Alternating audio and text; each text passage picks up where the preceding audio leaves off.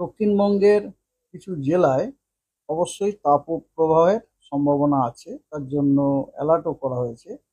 এবং কিছু জেলাতে হট অ্যান্ড হিউমিড ওয়েদার থাকার কন্ডিশন আছে। এবং উত্তরবঙ্গের কিছু জেলায় মানে সাব হিমালয়ান ওয়েস্ট বেঙ্গল এর কিছু জেলাতে আপনার বিক্ষিপ্তভাবে থান্ডারস্টর্ম, লাইটনিং এবং ঝোড়ো হওয়ার সম্ভাবনা আছে।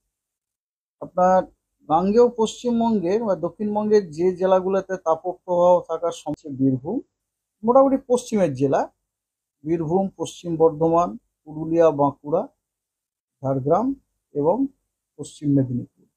এবং বাকি সব জেলাগুলোতে হট অ্যান্ড হিউমিড কন্ডিশন। আর যেগুলো বললাম, উত্তরের যে 5টা জেলা আছে সেই জেলাগুলোতে বিক্ষিপ্তভাবে দু এক জায়গায় থান্ডারস্টর্ম উইথ লাইটনিং এবং তার সাথে 30 থেকে 40 কিলোমিটার প্রতি ঘন্টায় গতিবেগে গাস্টি উইন্ড থাকার সম্ভাবনা আছে। এবং এখন বৃষ্টির সম্ভাবনা সেইভাবে নেই।